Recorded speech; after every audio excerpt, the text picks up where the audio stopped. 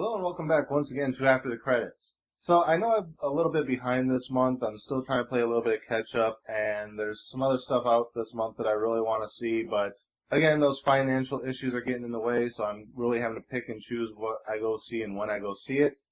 But something opened today that I wanted to see, and it kind of took precedence over the other couple films I want to see. I think there's still 3 more films on my backlist of things I want to see this year that I'm still trying to catch up on. But this opened up today, or yesterday, and I decided to go see it, made it the priority. You'll probably be seeing this a couple days afterwards because I'm a little bit behind on getting these videos up. I had some stuff going on and just haven't really had time to sit down and edit the stuff I've already shot. But finally starting to play catch up with everything, getting everything up, so hopefully you'll see this by the end of the week. Like I said, the movie just opened yesterday, and you'll probably be seeing it the following Friday or so. But today's movie is Rogue One, a Star Wars story. So what did I think of Rogue One? Well, let me put it this way. Many Boffins died to bring us these plans. That's the entire movie. It kind of picks up a handful of years after Episode 3, Revenge of the Sith, or Return of the Sith, whatever the hell it was called. The one where Anakin Skywalker finally became Darth Vader and they were just starting to build the Death Star. Well, now the Death Star is complete, and they're doing test firings and everything. And it's basically the story of all those Boffins and everything, and all the other rebellion fighters that went on this mission to recover these plans for the Death Star, to deliver them to the rebellion council, to know that there was this little exhaust port in the Death Star, so that Luke Skywalker could fly down the valley, shoot it, and the whole thing goes boom. So this is basically the in-between movie. I know they said they're planning on doing another Star Wars story between each movie. They're going to do like one every year and then surround them with the main Star Wars sequels. I don't know where they're going to go with this one. This fills a gap. You know, it's always kind of like, well, you know, what's the story of how they got the plans to begin with? Here it is. So what's the next story going to be? Is it going to be between Episode 4 and Episode 5? Is it going to be before this, between Episode 3 and Rogue One? You know, where are these movies going to fit into the timeline? I know we're getting like a young Han Solo movie. You know, so that would be going kind of back in time from this, I guess, and showing us like his origin and everything. I just don't really grasp where all these are going to fit in. Overall, as far as the movie goes, though, I hate to say it because I enjoyed the film, but at the same time, it was a little boring. The first hour of the film is just them finding out that, hey, there's these plans out there and we need to go get them. And the second hour is, okay, we're here, let's get the plans and get them out. And I don't know, it's just the first hour probably could have been trimmed down quite a bit. It seemed like they're falling into that same trap that they did with The Force Awakens, where they're trying to squeeze too many little references to the original trilogy or even the prequel trilogy. Where they're trying to make these little nods like, hey, remember this, and it's doing too much to try and pad out the movie to 2 hours when they could have trimmed a lot of that shit out, had it be an hour and a half film, and it probably would have flowed a lot better and felt more like an actual movie. You have the rogue pilot guy who's a member of the rebellion and his droid assistant, so they're kind of like the Han Solo and Chewbacca of the movie. Like, even when they're following, he keeps telling the droid, punch it, punch it.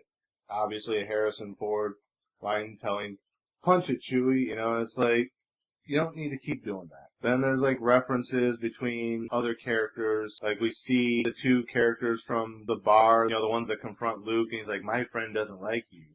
And he's like, I don't like you either. Yeah, those 2 guys are in this, but they're like, they bump into one of the characters in the background and they're about to start a fight, and then they're just like, no, let's just go. Okay, yes, they exist. Do we need to establish that? That didn't need to be there. There's a lot of little nods in the second half where they're starting to build up to how things are going to play out, which those ones in the second half I can kind of see because they're trying to bridge between this movie and A New Hope. But at the same time, a lot of the stuff in the first half of the movie just doesn't really feel like it needs to be there. It's like, hey, we're making nods to all these other films just like we did in The Force Awakens. But in The Force Awakens, it kind of made sense because they were paying homage to the older films. This one, we get it. You don't need to keep doing it. You don't need to do it in all these damn films you're going to be putting out. We don't need, hey, remember this from the first one? Hey, remember this from the first one? Hey, we get it. You're paying homage to the first ones. move on, make a fucking Star Wars film. So it was a little annoying on that front because, like I said, this is over a 2-hour movie, and a lot of that crap could have been trimmed out, shortened up the first half to a half hour, made it a solid hour and a half, and it would have been a lot better of a film. Like I said, I basically told you everything kind of that happens in the movie. The first half, we're introduced to these characters. The Death Star is being built. We find out that one of the guys has built in this exhaust port because he's against the Empire, but he's forced to work for them. That news gets back to the Rebels. The Rebels then don't want to go in and get the plans, but another group of Rebels says, screw the Council, we're going in and doing it anyway. They get the plans out. Council sends backup. They get out with all the information. A lot of Boffins died, whatever the hell a Boffin is. I still didn't see any Boffins in this film, or at least not that were named. And the information gets back to Rebellion, and that leads into A New Hope. So, like I said, it's a Star Wars film. You'll probably like it. You know, I read on Facebook the other day that George Lucas got a sneak preview of it and liked it. He said it felt more like his original idea for the films. But like I said, it could have used a little bit of trimming. And, like, even though I said I liked some of the little hints at the end that they were going to start to use to lead into The New Hope, a lot of those really didn't need to be done either. Like, at one point they're talking to Princess Leia's adopted father, the senator or whatever, and at one point they're like, well, we're going to need help with this. What about your Jedi friend? And he's like, oh yeah, he served me well in the Clone Wars. I'll send him a message. And they're like, well, it'll have to be someone you really trust. And he just kind of looks at the Council member and he's like, oh, I would trust her with my life. Obviously you know who it's going to be, because this leads into help me, Obi-Wan Kenobi, you're my only hope. Like I said, you know, little things like that, it seems like they're trying to shoehorn them in so hard. It's like, just put it in the damn movie. We don't need, oh hey, you know what's going to happen, right? Have it be the end of the fucking movie where, oh hey, you know, we need to send word to, you know, this guy. Okay, well, hey, we got someone who can do it. And then jump into, help me, Obi-Wan Kenobi, you're my only hope, and be like, oh shit, they were talking about her all along. You know, you don't have to fucking hammer us over the head with it through the entire movie. But, like I said, I sound like I'm being harsh on the movie, but somebody has to, because everyone's all hyped on all these new Star Wars films, and everyone's going to say, oh, we loved it, and it's a good film, but it has flaws. There's a lot of good characters in it. The droid character, he was kind of cool. A lot of people said, oh, is he going to be the new Jar Jar Binks or the C-3PO of this film?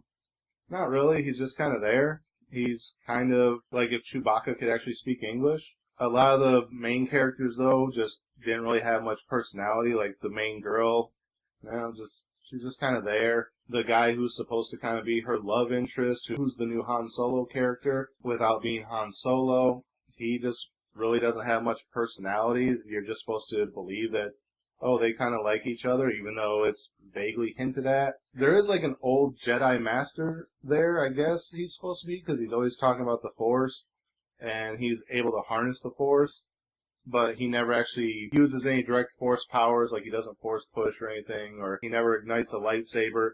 He just kind of like channels the Force to kind of step out of the way of danger when needed. That guy's kind of cool. He's got a sidekick who's kind of a Boba Fett-ish character without being Boba Fett. He's kind of cool. But beyond that, yeah, I guess those two characters and the droid character are kind of the saving graces of this film. Without them, the movie just doesn't really have much going on and kind of falls flat. Other than, hey, this is the tie-in between 3 and 4, so that you know what happened and what a boffin is, even though I still don't know what a boffin is. But beyond that, there just isn't a lot of substance to the movie other than, hey, remember this, hey, remember this. So yeah, without basically telling you every minor detail of what happens in the movie, because I've already told you a lot of it, just the fact that it's what happens between 3 and 4, without going into too much more detail and spoiling a lot of key things in the movie, that's basically the summary of it. So what would I give it as far as a star rating? Honestly, I would have to give this, unfortunately, I have to give it a 3. It's a middle-of-the-road film for me. Like I said, the first hour drug on about a half hour longer than it should have because they were trying to hammer in all those points. The second half was a lot better and should have really been the main focus of the movie. We only needed a little bit of time to get there, but it's Star Wars, so it has to be over 2 hours. And even then, in the better half of the film, they still kind of shoehorned in a lot of references to other stuff. So, even though I liked the film, it loses points with me because they're doing too much to try to appease the fans, and it's going to end up backfiring and biting them in the ass, and they're going to end up with another series of the prequel films as opposed to the original trilogy. So, yeah, just Disney, if you happen to see this, which you probably never will, just be mindful of that.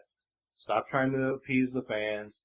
Make a proper film. You don't need all these little references to everything, and you don't need to hammer us over the head with details. Put it in there. Let it be a little bit of a surprise, like, oh, yeah, I guess I should have caught that earlier, that when they said that, they meant this person. We don't need it spelled out for us to where it's like, okay, well, obviously this is what it's going to be. You know, just make a movie. Stop pandering. Make a movie. So, yeah. It's a good film. If you like Star Wars, go watch it. You'll probably like it. But for me, it's just a little too pandering. Not nearly as pandering as The Force Awakens was. Like I said, that one had a lot of pandering in it, but they worked it into the story where this is just kind of here for the sake of pandering. And that's why I'm giving it a 3.